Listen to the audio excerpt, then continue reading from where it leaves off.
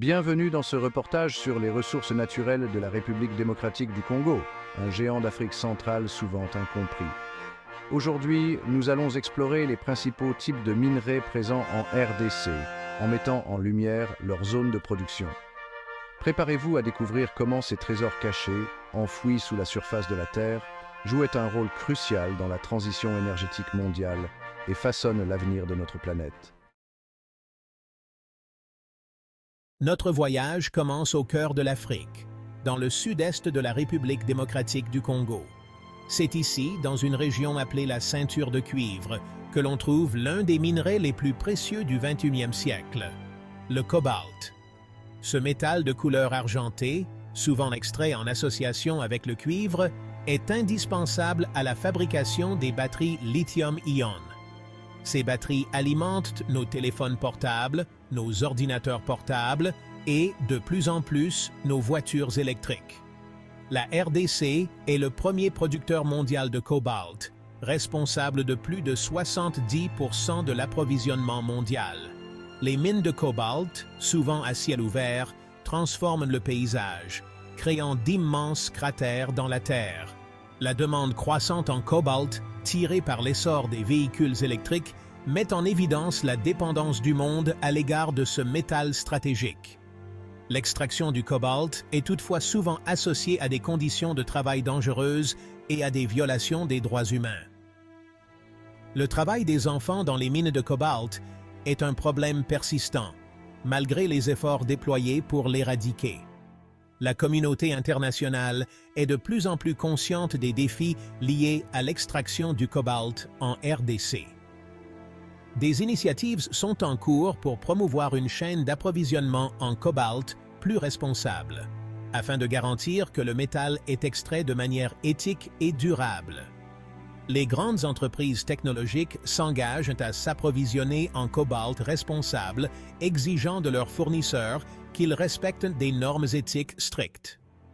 Le gouvernement congolais s'efforce d'améliorer la gouvernance dans le secteur minier en luttant contre la corruption et en promouvant la transparence.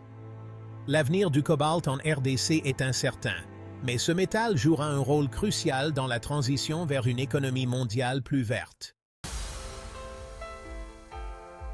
Notre voyage nous emmène maintenant au nord, toujours dans le sud-est de la RDC, le long de la ceinture de cuivre. C'est là que se trouvent d'immenses mines de cuivre, parmi les plus grandes au monde. Le cuivre, un métal rougeâtre connu pour son exceptionnelle conductivité électrique, est indispensable à notre monde moderne. Des lignes électriques aux circuits imprimés de nos appareils électroniques, le cuivre est partout. La demande mondiale en cuivre est en constante augmentation, tirée par la croissance économique des pays émergents et le développement des énergies renouvelables. La RDC possède d'immenses réserves de cuivre, estimées à plus de 10% des réserves mondiales. Les mines de cuivre congolaises, exploitées par des entreprises internationales et nationales, contribuent de manière significative à l'économie du pays. La ville de Lubumbashi, capitale de la province du Haut-Katanga, est un centre névralgique de l'industrie minière du cuivre. Des fonderies et des raffineries transforment le minerai de cuivre brut en cathode de cuivre, prête à être exportée aux quatre coins du monde. L'extraction du cuivre, tout comme celle du cobalt, soulève des préoccupations environnementales et sociales. Les mines à ciel ouvert peuvent avoir un impact important sur les écosystèmes locaux, en modifiant les paysages et en polluant les cours d'eau. Les populations locales sont souvent déplacées de leurs terres ancestrales pour faire place aux exploitations minières. Le gouvernement congolais s'efforce de promouvoir une exploitation minière plus responsable. L'avenir de l'industrie du cuivre en RDC est prometteur, offrant des opportunités économiques considérables pour le pays. Chapitre 3. Or et diamants. Les pierres précieuses de la RDC. Notre exploration des trésors cachés de la RDC nous emmène maintenant au nord-est, dans les provinces de l'Ituri et du Haut-Uel, où l'or brille depuis des siècles. L'or, métal précieux convoité depuis la nuit des temps, a attiré explorateurs et aventuriers dans cette région reculée d'Afrique centrale. Des mines d'or congolaises, souvent artisanales et de petite taille, parsèment le paysage. Hommes et femmes, armés de pics et de pelles, creusent la terre à la recherche de la précieuse pépite. Le travail est ardu et dangereux, mais l'espoir de trouver de l'or attire des milliers de personnes dans ces mines. La région de Kibali, située dans le nord-est de la RDC, abrite l'une des plus grandes mines d'or d'Afrique.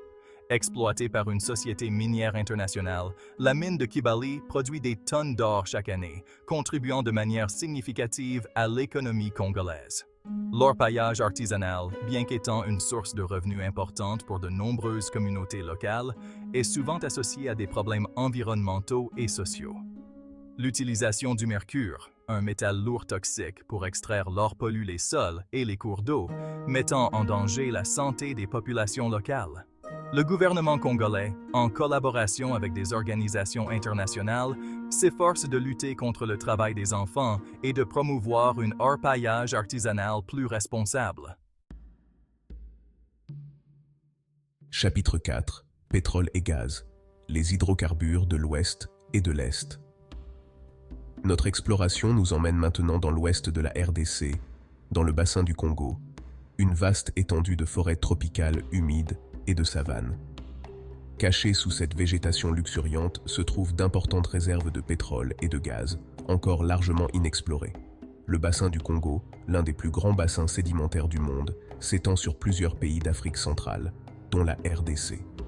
Les réserves de pétrole congolaises sont estimées à plusieurs milliards de barils, ce qui pourrait faire du pays un acteur majeur du marché pétrolier africain. L'exploration pétrolière en RDC n'en est qu'à ses débuts, freinée par des facteurs tels que le manque d'infrastructures, l'instabilité politique et la corruption. Cependant, ces dernières années, le gouvernement congolais a pris des mesures pour attirer les investisseurs étrangers et relancer le secteur pétrolier. Des blocs pétroliers ont été mis aux enchères, suscitant l'intérêt des compagnies pétrolières internationales. Des projets de construction de pipelines et de raffineries sont également à l'étude, dans le but de transporter et de traiter le pétrole congolais.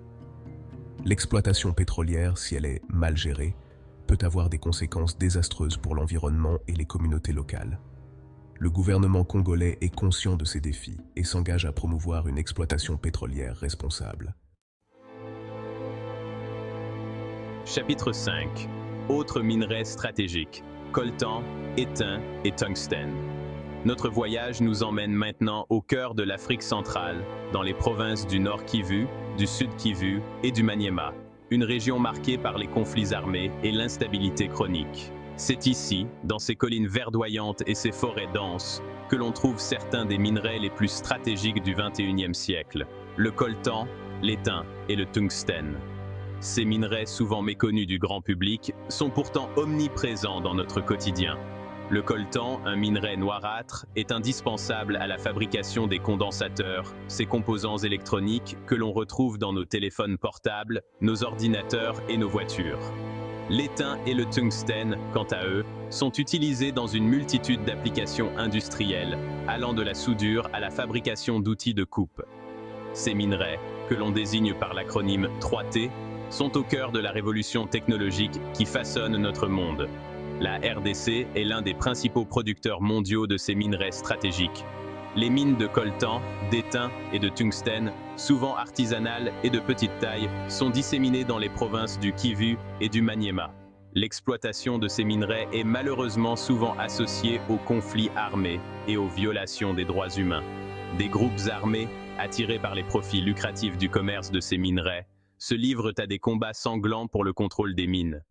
Ces groupes armés, souvent accusés de crimes de guerre et de crimes contre l'humanité, exploitent les populations locales, les forçant à travailler dans des conditions inhumaines. Le travail des enfants, le travail forcé et les violences sexuelles sont monnaie courante dans ces mines. La communauté internationale, consciente de la gravité de la situation, a mis en place des initiatives pour lutter contre le commerce illégal de ces minerais et promouvoir une exploitation minière responsable.